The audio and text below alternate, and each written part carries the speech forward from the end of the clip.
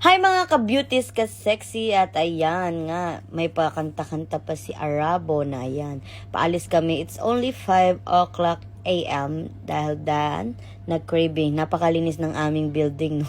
Napakalinis ng salamin. O ayan, magbabike kami, maghahanap kami ng aming kakainin kasi anong oras pa lang, 5 o'clock. At talaga namang ayan. O yan, go na go kaming dalawa. Yan, mag-ride kami. Papakita namin sa inyo kung ano ang labas. Char. Ang labas ng Dubai, ganyang oras. Walang katao-tao.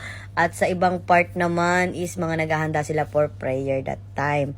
Oo. Yan, nag-uusap nga kami. Sabi ko nga, magbablog-vlog na lang kami. Baka ayan pa yung aming ikayaman.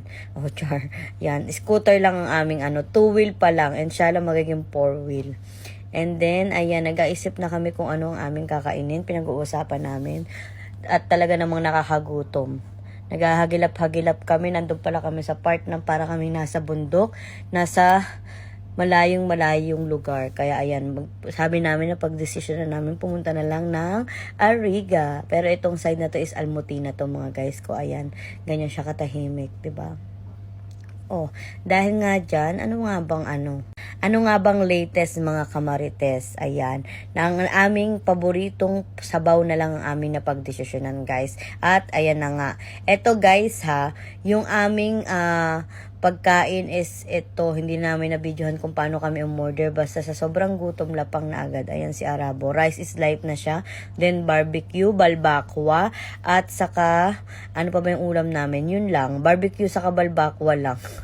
Tipid-tipid din pag may time. Then ayan ang kanyang paboritong isaw. Huli na dumating. Paubos na ang aming pagkain bago pa dumating ang aming isaw.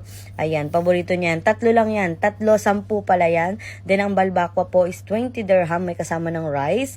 Then pag nag-extra rice ka, 5 dirhams. Ayan. 2:1 kami. 2 isaw sa kanya, isa sa akin. Dahil tipid lang din naman akong mag-ulam. Ayan. Dahil dyan, ito nga pala ang location guys. Ayan, ubos na ubos. Gutom yarn. Then ayan, paumaga na paputok na ang araw guys. Then ang location niya guys is sa Ariga. Yan, ayan ang aming parking. Ariga Restaurant pala. Then yan sa may Ariga, malapit din sa may metro. Ayan.